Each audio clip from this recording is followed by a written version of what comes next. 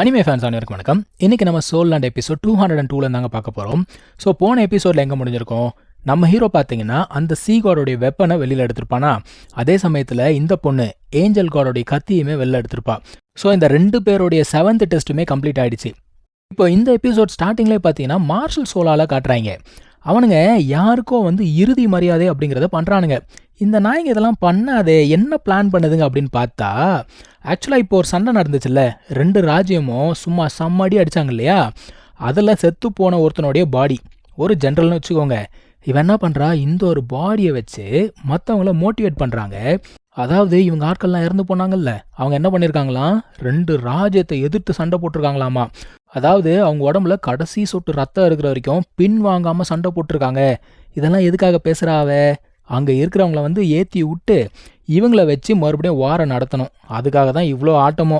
இவ சொல்கிறதுக்கு ஏற்ற மாதிரி அவங்களும் ஆடிக்கிட்டு தான் இருக்காங்க. இப்போ அங்கே கட் பண்ணால் மறுபடியும் சீகாட் ஐலண்டை காட்டுறாங்கப்பா. நம்ம ஹீரோ சக்ஸஸ்ஃபுல்லாக அந்த வெப்பனை வெளியில் எடுத்துட்டான். இப்போ ரோராங்க இருக்கால, அவளுக்குமே எல்லா டெஸ்ட்டும் கம்ப்ளீட் ஆகிடுச்சுங்க. ஏன்னா இவ்வளோ மொத்தம் 7 டெஸ்ட் எடுக்கணும்ல, கம்ப்ளீட் ஆகிடுச்சு. இப்போ இவளுக்கான ரிவார்ட்ஸ், இவ தான் இப்போ இந்த ஐலண்டோடைய 2வது பிரீஸ்ட், போஸ் ஆயிஷிக்கு அடுத்தது இவ தான் சார்ஜ் எடுத்துக்கணும். இவளுடைய சோல் பவர் 3 லெவல் இன்க்ரீஸ் ஆகுது. அதுக்கப்புறமா இவளுடைய சோல் ரிங்ஸ் இருக்குல்ல, அது எல்லாமே 5000 வருஷம் அதிகமாகுது. இதெல்லாம் பத்தாதுக்கு 2 காட் கிவன் சோல் ரிங் கிடைக்குதுங்க இவளுக்கு. எதுக்காக இவளுக்கு மட்டும் இவ்வளோ ஸ்பெஷல் ட்ரீட்மெண்ட் அப்படின்னா, இவ தான் சீ காடுக்கு சப்போர்ட் பண்ணணும். இப்போ போஸ் ஆயிஷி எப்படி சப்போர்ட் பண்ணுறாங்களோ அந்த மாதிரி சப்போர்ட் பண்ணணும். அப்போ இவ்வளோ ஸ்ட்ராங்காக இருக்கணும் இல்லையா. ஸோ ஒரு சோல் ரிங்கை அவள் இப்போ அப்சர்வ் பண்ணிப்பா. அதுக்கப்புறமா லெவல் 90 ரீச் ஆனதுக்கப்புறம் இன்னொரு சோல் ரிங்கை அப்சர்வ் பண்ணிப்பா. சரி, எல்லாம் முடிஞ்சிச்சு, கிளம்பி போகலாம் அப்படின்னு பார்த்தா, நம்ம ஹீரோ அவனுக்கு ஒரு மாதிரி மயக்கம் வந்துருமா, பொத்துன்னு கீழே விழுந்துடுறாங்க. அவன் விழுந்துட்டா பரவாயில்ல, அந்த ட்ரைடன்ட் அவன் மேலே விழப்போகுது. போஸ் ஆயிஷி பார்க்குறாங்க, வேகமாக போயிட்டு அந்த ட்ரைடன்ட் விழாமல் பிடிக்கிறாங்க. மற்றவங்களை நீங்கள் பக்கத்தில் வராதிங்க அப்படிங்கிறாங்க. ஏன்னா அந்த ட்ரைடன்ட் அவ்வளோ பவர்ஃபுல், அவ்வளோ ஸ்ட்ராங். இவன் என்ன பண்ணுறா, ரோராங், அவன் சப்போர்ட் கொடுக்குறா. இவ்வளோ சப்போர்ட் கொடுத்தும் கூட அவங்களுடைய பவர் லெவல் எவ்வளோ, லெவல் 99. அவங்களால கூட அந்த ட்ரைடண்ட்டை பிடிக்க முடியலங்க. ரொம்ப கஷ்டப்பட்டு தான் தள்ளி போடுறாங்க அதை.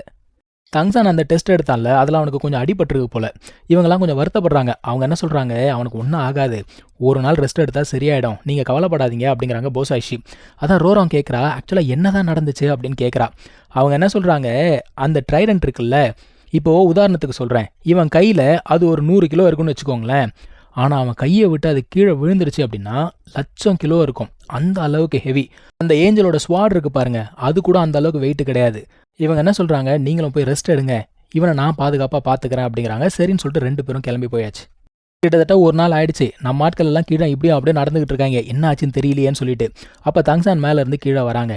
வந்தோடனே பார்க்குறாங்க, என்னடா ஓகேவா அப்படின்னு சொல்லிட்டு கேட்குறாங்க. எனக்கு ஒன்றும் பிரச்சனை இல்லை அப்படிங்கிறான். இப்போ போஸ் ஆயிஷும் இறங்கி வந்துட்டு என்ன சொல்கிறாங்க, இதுக்கு மேலே உன்னால் அந்த ட்ரைடண்ட்டை யூஸ் பண்ணி சண்டை போட முடியும், ஆனால் அதோடைய பவர் என்ன அப்படிங்கிறத நீ தான் கண்டுபிடிச்சிக்கணும் அப்படிங்கிறாங்க.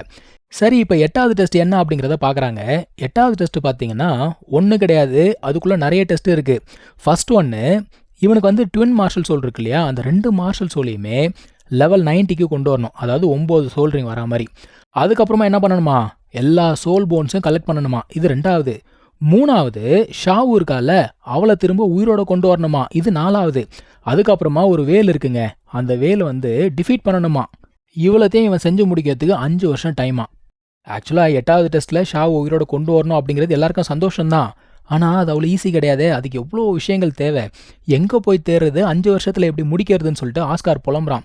ஆக்சுவலாக இவங்க என்ன சொல்கிறாங்க, அது அவ்வளோ கஷ்டம்லாம் கிடையாது, இந்த இவங்கிட்ட ஓஷன் கார்டு லைட் இருக்குல்ல, அதை வச்சு ஈஸியாகவே பண்ண முடியும் அப்படிங்கிறாங்க.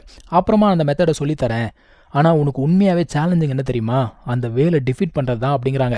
ஏன்னா அதுக்கு பார்த்தீங்கன்னா கிட்டத்தட்ட 1 மில்லியன் இயர்ஸ்க்கு கல்டிவேஷன் இருக்கான். அதான் அவனுக்கு கேட்குறானுங்க, ஏங்க அப்போ அது 1 மில்லியன் இயர்ஸ் உயிரோட வாழ்ந்துச்சா அப்படின்னு கேட்குறானுங்க. கிடையவே கிடையாது. அது பார்த்தீங்கன்னா ஒரு ஸ்பெஷல் மெத்தட் அப்படிங்கிறத பயன்படுத்தி மற்ற பீஸ்டெல்லாம் முழுங்கும் பொழுது அவங்களுடைய கல்டிவேஷன் லெவல்ஸே இது எடுத்துக்குது. ஸோ இப்படியே மற்ற பீஸ்டெல்லாம் முழுங்கி அவங்க பவரெல்லாம் அப்சர்வ் பண்ணி ஒரு 1 மில்லியன் இயர்ஸ் இருந்தால் ஒரு பீஸ்ட் எந்த அளவுக்கு ஸ்ட்ராங்காக இருக்குமோ அந்த அளவுக்கு ஸ்ட்ராங்காக இருக்கான். ஆக்சுவலாக ஹியூமன்ஸ் கடவுளாக மாறுறதை விட ஒரு பீஸ்ட் காடாக மாறுறது ரொம்ப கஷ்டமாக. மொத்தமாக 9 சஃபரிங் அப்படிங்கிறத அந்த பீஸ்ட் எதிர்கொள்ளணுமா. இந்த ஒரு வேலு 8 சஃபரிங் ஆல்ரெடி எதிர்கொண்டுடுச்சு. இன்னும் ஒன்று தான் பாக்கி இருக்குது. அவங்க என்ன சொல்கிறாங்க, நீ இப்போ போய் அதை சேலஞ்ச் பண்ணணும்னு வச்சுக்கோயேன், உன்னால் சர்வை கூட ஆக முடியாது அப்படிங்கிறாங்க. ஏன், என்னால் கூட அதை டிஃபீட் பண்ண முடியுமான்னு தெரியல அப்படிங்கிறாங்க. அதான் அவன் பார்க்குறான், ஏங்க உங்களாலே முடியாதுன்னா என்னால் எப்படிங்க டிஃபீட் பண்ண முடியும் அப்படின்னு கேட்குறான். அவங்க என்ன சொல்கிறாங்க, இல்லை அப்படி கிடையாது, இந்த உலகத்தில் யாராச்சும் அந்த வேலை டிஃபீட் பண்ண முடியும் அப்படின்னா உன்னால் மட்டும்தான் முடியும், வேறு யாராலையும் முடியாது. ஏன்னா உங்ககிட்ட என்ன இருக்குது, சீகாலோடைய வெப்பன் இருக்குது. அதுவும் சொல்லிட்டு இன்னொன்று சொல்கிறாங்க, அது மட்டும் அந்த 9th லெவலில் கிராஸ் பண்ணிடுச்சு அப்படின்னா உன்னால் அதை டிஃபீட் பண்ணவே முடியாது. ஸோ சீக்கிரமாக 8th டெஸ்ட்டை முடியும் அப்படிங்கிறாங்க. இதுக்கப்புறம் அவங்க என்ன பண்ணுறாங்க, அந்த ஐலாண்ட்லேருந்து கிளம்பி போக ஆரம்பிக்கிறாங்க. ஏன்னா 9th டெஸ்ட் எடுக்கிறப்போ வந்தால் போதும். இப்போது நம்ம எம்பரரை காட்டுறாங்க. ஷுவேபங் இருக்கான்ல, ராஜாவோட பையன். ஆக்சுவலாக இவனுமே இப்போ ராஜா தான். இவன் எங்கடா போய்கிட்டு இருக்கான் அப்படின்னா, நம்ம மூபாயோட அப்பா இருக்கார்ல, அவர் கூட ஒரு மீட்டிங்கை போடுறதுக்காக போய்கிட்டு இருக்காங்க. இன்னொரு திசையில் போர்க்களத்தை காட்டுறாங்க. நம்ம மார்ஷல் சோல் எம்பையர் ஒருத்தனையும் சும்மா விடக்கூடாதுன்னு சொன்னானுங்களே, அதுக்கேற்ற மாதிரி 2 எம்பையரையும் அட்டாக் பண்ணுறானுங்க. இவங்களோட பார்டரில் நிலவரம் கலவரமாக இருக்கான். எப்போ வேணா அவனுங்க எல்லாத்தையும் உடச்சிட்டு உள்ளுக்குள்ளே வரலாமா. இப்போ பிரச்சனை என்னென்னா, இவங்க கிட்ட சண்டைக்கு போகிறதுக்கான ஆட்களும் ரொம்ப கம்மியாக இருக்காங்க. இவங்க கிட்ட இருக்க வெப்பன்ஸுமே ரொம்ப கம்மியாக இருக்குது. சரி, இந்த எம்பையரில் தான் பிரச்சனை அப்படின்னு பார்த்தா, இன்னொரு எம்பையர் இருக்குல்ல, நம்ம மூவாயோட எம்பையர், அங்கேயுமே பார்டரில் மிகப்பெரிய பிரச்சனை போய்கிட்டு இருக்கு. எப்போ வேணா அவங்க உள்ளுக்குள்ளே போகலாம். இப்போ இவங்களுடைய முழு நம்பிக்கை யார் மேலேனா, 2 ராஜா மீட் பண்ண போகிறாங்களா, அவங்க 2 பேரும் ஒத்துமையாக சேர்ந்து ஏதாவது ஒரு முடிவு எடுத்தால் தான் நல்லதுங்கிற மாதிரி பேசுகிறாங்க. ஆனால் இது சீக்கிரட்டாக நடக்கிற மீட்டிங்க, வெளியில் தெரிஞ்சது ஆப்பு பெருசாக இருக்கும். இப்போது அந்த மீட் பண்ண போகிற இடம் இருக்குல்ல, அந்த சிட்டியோட பேர் வந்து ஷீலு சிட்டி. அந்த சிட்டியோட மேயர் ராஜாவும் ஒரு வாட்டி காப்பாற்றிருக்கானா. ஸோ ரொம்ப நம்பிக்கையான ஆள், ஒன்றும் பிரச்சனை இல்லை அப்படிங்கிறாங்க. நம்ம ஷுவேபங் ஒரு வழியாக கடல் வழி பயணத்தெல்லாம் முடிச்சு அந்த ஒரு சிட்டிக்கு போய் சேர்ந்துட்டாங்க. இந்த ஆள் தான் அந்த மேயர் போல தெரியுது. ஆக்சுவலாக இந்த மீட்டிங் நடக்குது அப்படிங்கிறதுக்காக மொத்த சிட்டியையுமே காலி பண்ணி வச்சுருக்காங்க. எங்கே பார்த்தாலும் படை வீரர்கள் மட்டும்தான் இருக்காங்க, காமன் பீப்புள்னு ஒருத்தர் கூட காணாங்க. இப்போ இவன் என்ன யோசிக்கிறான், இன்னொரு ராஜா வந்துக்கிட்டு இருக்கார்ல, அவர் சீக்கிரம் சேஃபாக வந்து சேரணும்னு சொல்லிட்டு யோசிச்சுக்கிட்டு இருக்கான். அவங்களுமே பக்கத்தில் தான் இருக்காங்க, சீக்கிரம் வந்துருவாங்க. திடீர்னு கட் பண்ணால் காட்டுக்குள்ளே பீஸ்ட்டை வேட்டையாடுறதை காட்டுறாங்க. எதுக்கடா இதை காட்டுறீங்க அப்படின்னு பார்த்தா, நம்ம சின்ஃபங் இருக்கார்ல, பசங்களை கூட்டு வந்து சோல் பீஸ் ரன் பண்ணிட்டு இருக்காரு. இப்போது மூபாயோட அப்பாவுமே அந்த ஒரு இடத்துக்கு வந்து சேர்ந்துட்டாரு. மேயர் என்ன பண்ணுறான், உங்களுக்காக தான் வெயிட் பண்ணிட்டு இருக்கேன், வாங்க உள்ளுக்குள்ளே போகலான்னு சொல்லிட்டு கூப்பிட்டு போகிறாங்க. நம்ம ஏற்கனவே சொன்ன மாதிரி அந்த இடமே காலியாக இருக்குங்க, ஒருத்தம் கூட இல்லை சிட்டிக்குள்ளே. இந்த பக்கம் ஃபாரஸ்ட்குள்ளே பார்த்தீங்கன்னா இவங்க சோல் பீஸ் ரன் பண்ணிட்டு இருந்தாங்கல்ல, இவங்க ஆக்சுவலாக தனியாக இல்லைங்க, மார்ஷல் சோல் எம்பையர் இவங்களை அட்டாக் பண்ணுறதுக்காக வந்திருக்கு. ஆக்சுவலாக இங்கே இருக்கவங்க எல்லாருமே ஸ்டூடெண்ட்ஸ் தான், யாருமே வந்து வாரியர்லாம் கிடையாது. அப்படி இருக்கும்போது ஸ்டூடெண்ட்ஸ் அட்டாக் பண்ணி இவனுங்க என்ன பண்ண போகிறானுங்க. அதுக்காக சின்ஃபங் வந்து சாதாரண ஆள்னு சொல்ல முடியாது, அவருமே நல்லா சண்டை போடக்கூடிய ஒரு ஆள் தானே. எதிர்த்து அடிக்கிறாரு, பசங்களெல்லாம் காப்பாற்றுறாரு. பசங்களை காப்பாற்றணும் அப்படிங்கிறதுக்காக மனுஷன் கொண்டு டிஸ்ட்ராக்ட் ஆகிட்டே இருக்காங்க. ஃபுல் ஃப்ளெஜாக அவனால் இறங்கி சண்டை போட முடியல. இருந்தாலும் வரவங்களெல்லாம் தடுத்து நிறுத்தியாச்சு, அடிச்சு போட்டாச்சுன்னு வச்சுக்கோங்க. இப்போ கீழே விழுந்த ஒருத்தன் திடீர்னு பட்டா எந்திரிச்சு நிற்பானா பேய் மாதிரி. இப்போ அங்கே கட் பண்ணால் மறுபடியும் ஷீலு சிட்டியை காட்டுறாங்க. ஆக்சுவலாக 2 ராஜாவும் வந்தாச்சுல்ல, மீட்டிங்கை தொடங்க வேண்டியதானே. ஸோ படை வீரர்கள்லாம் சுற்றி நிற்கிறாங்க, 2 ராஜாவும் மீட் பண்ண போகிறாங்க. இவங்க பேசிக்கிட்டு இருக்க அந்த சமயத்தில் அந்த மேயருடைய ரியாக்ஷன் மாறுதே. என்னடான்னு பார்த்தா எட்டப்பா முதுகில் குத்திட்டாங்க, மார்ஷல் சோல் எம்பையர்கிட்ட தான் வேலை செஞ்சுட்டு இருக்கான் போல. எங்கே இருந்துடா இவ்வளோ பேர் வரீங்க, எங்கே தான் ஒழிஞ்சிட்டு இருந்தீங்க, மொத்தமாக சுற்று போட்டானுங்க இவங்கள. இவ்வளோ நேரம் நொண்டி நொண்டி நடந்த மேயர் பார்த்தீங்கன்னா இப்போ நல்லா நடக்கிறாங்க. பயபுல இதுவும் ஆக்டிங்கா. ஆக்சுவலாக அவன் என்ன சொல்கிறான், இங்கே பாருப்பா 2 பேரும் நல்லா கேட்டுக்கோங்க, உங்களை சுற்று போட்டாச்சு, தேவையில்லாமல் சண்டை போடாதீங்க, நீங்களா சரண்டர் ஆகிடுங்க அப்படிங்கிறான். எப்படி சரண்டர் ஆவாங்க. ஆக்சுவலாக புதுசாக ஒரு 7 கிளான் செலக்ட் பண்ணாங்கல்ல, அதுலேருந்து 2 கிளானோட சீஃப் இங்கே வந்திருக்காங்க. ஒருத்தன் வின்ஸ்வார்டு கிளானா, இன்னொருத்தன் பிளாக் டைகர் கிளானா. மொத்தத்தில் இங்கே பேச்சுவார்த்தைக்கெலாம் இடமே கிடையாதுங்க, சண்டை தான், இறங்கி அடிங்கடான்னு சொல்லிட்டு ஆளுக்கு சண்டை போட ஆரம்பிச்சிட்டாங்க. ஆக்சுவலாக மூவாயோட அப்பாவை அட்டாக் பண்ணுறானுங்க. அவனுங்க என்ன நினச்சிருப்பானுங்க, ராஜா தானே, என்னத்தை பெருசாக ஸ்ட்ராங்காக இருக்க போகிறான்னு நினச்சாங்க போல். அந்த ஆள் ஒரு ரகடான பீஸ்ன்னு இவனுங்களுக்கு தெரில. உண்மை சொல்லணும்னா இவங்க கிட்ட சண்டை போகிறதெல்லாம் பிரச்சனை இல்லைங்க. இவனுங்க என்ன பண்ணியிருக்கானுங்க, எல்லாரையும் பாய்சனால் அஃபெக்ட் பண்ணிட்டானுங்க. இப்போ அஃபெக்ட் பண்ணல, அவங்க சிட்டிக்குள்ளே வந்தாங்கல்ல அப்பயே அஃபெக்ட் ஆகிட்டாங்களாம். எப்பயோ பிளான் பண்ணியிருக்கான் பாருங்க பயப்புள்ள. ஸோ பாய்சனை ஒருத்தர் வந்து சரி பண்ணலாம் அப்படின்னு ட்ரை பண்ணுறாரு, அவரையுமே கத்தியால் குத்திட்டானுங்க. ஸோ இப்போ இவங்களோட நிலவரம் பார்த்தீங்கன்னா ரொம்ப மோசமான நிலவரமாக இருக்குங்க. ஆனாலுமே இவங்களோட ப்ரையாரிட்டி என்ன, இப்போ இங்கே ராஜா இருக்காரு, ஸோ ராஜாவை முதல்ல காப்பாற்றணும் அப்படின்னு பார்க்குறாங்க. ஆனால் இங்கே ஏகப்பட்ட பேர் சுற்று போட்டிருக்காங்க, எங்கே ராஜாவை மட்டும் காப்பாற்றுறது, யாராலையும் ஒன்றும் பண்ண முடியலைங்க. ஆக்சுவலாக நல்லா மாட்டிக்கிட்டாங்க வசமாக. இவங்க மட்டும் சண்டை போடல, ஆக்சுவலாக அந்த இடத்துல மார்ஷல் சோல் எம்பையர்லேருந்து ஒரு ஸ்ட்ராங்கஸ்ட் பர்சன் ஒருத்தன் வந்திருக்கான். அவன் ஆல்ரெடி லெவல் 96 இருக்கான்.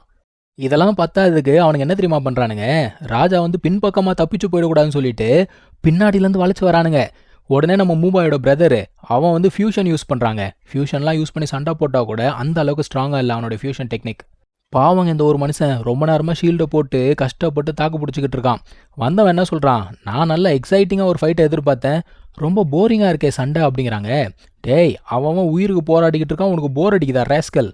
மொத்தத்தில் இவங்களை சுற்றி வளைச்சிட்டாங்க, இவங்களால நகர கூட முடியலங்க. அவனுடைய ஸ்டாஃபை வச்சு அட்டாக் பண்ணலாம் அப்படின்னு பார்க்குறான். ஃபர்ஸ்ட் ஒரு ஷீல்டு போட்டு வச்சிருந்தார்ல, அந்த ஷீல்டு பீஸ் பீஸாக போயிடுச்சு. அடுத்து மறுபடியும் உங்கள் கதையை முடிக்கிறோம் பாறான்னு சொல்லிட்டு அட்டாக் பண்ணும்போது வேற யாரோ ஒருத்தர் அந்த ஒரு அட்டாக்கை தடுத்து விடுறாங்க. யாரா அது தடுக்கிறது அப்படின்னு ஆவேசமாக பார்க்குறாங்க. அந்த இடத்துல ஹவுத்தியன் ஹேமர் இருக்குங்க. அதை பார்த்தோன்னே இவங்களுடைய ஃபர்ஸ்ட் நினைப்பு என்ன தெரியுமா? என்னது தங் ஹாவ் வந்துட்டானா அப்படின்னு தான் யோசிக்கிறானுங்க. யாரு? நம்ம ஹீரோடைய அப்பா. அந்த மனுஷன் பேரை சொன்னாலே நடுங்குறாங்கப்பா. வந்திருக்கிறது தாங் ஹாவ் கிடையாது, தங்சான் அப்படிங்கிறது நமக்கு தெரியும். கூடவே வேற யார் வந்திருக்காங்க? மூபாய். அந்த ஒயிட் டைகர் ஃபியூஷனை பார்த்து அவங்க அப்பாவே 2 செகண்ட் பயந்து போறாருங்க. ஏன்னா இந்த மாதிரி ஃபியூஷன் அவர் பார்த்ததே கிடையாது. அடுத்து நம்ம ஃபேட்டி.